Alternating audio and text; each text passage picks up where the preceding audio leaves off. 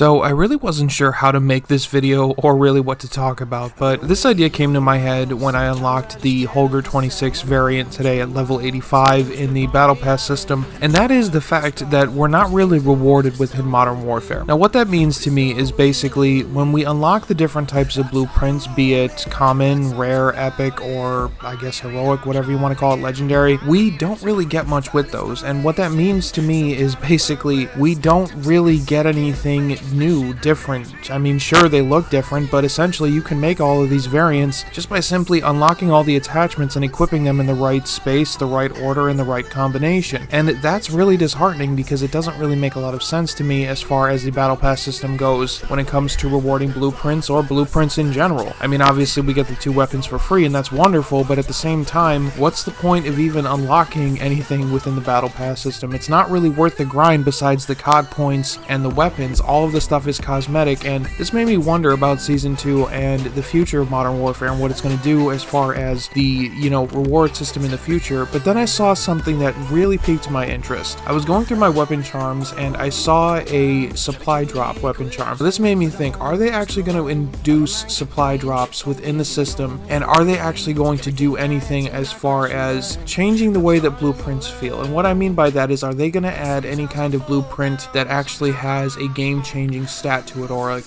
a damage increase, an accuracy increase, a range increase? It doesn't really make a difference to me, but at the same time, if they don't really change this up a little bit, I feel like people are going to get bored with Modern Warfare a lot faster, and people have already left the game simply based on the maps, the overpowered shotguns, the M4A1, take your pick. People have already left the game, and that really does bother me because this game is a lot of fun, but to be honest, it is a little bit depressing because all of the maps are just so boring to play on. I mean, sure, Ground War is a lot of fun, but who really plays Ground War? I mean, the majority of the Call of Duty community plays Team Deathmatch, Kill Confirmed, Domination, Search and Destroy, just the basic modes. Nobody really plays Ground War because it's essentially a battlefield simulator if you look at it really, really closely. Obviously, Call of Duty is an arcadey twitch shooter, and Battlefield is more of a military simulator, in my opinion, based on the different statistics that they use within the game, the bullet drop-off, things like that. And yes, there is bullet drop-off within Call of Duty Modern Warfare, but it's very different in as far as gameplay is concerned, and the more casual base of shooter players will gravitate more towards Call of Duty than they do for Battlefield. But this isn't about Battlefield. This is about the fact that most of us are really getting depressed by actually looking at the layout of Modern Warfare. And yes, war is depressing, but at the same time, it's like they need to come up with some more creative maps. They need to come up with more creative rewards for us to earn, and honestly, I would rather have the supply drop system in place right now and the old prestige system in place right now, because this new system just isn't working. And though we do earn weapons for free, and I am thankful for that, we don't really earn much else, and that's really, really bothering me. I mean, I like cosmetic variants, I like to see my gun look good, but at the end of the day, does it really matter what your gun looks like if it's just the same old function as a base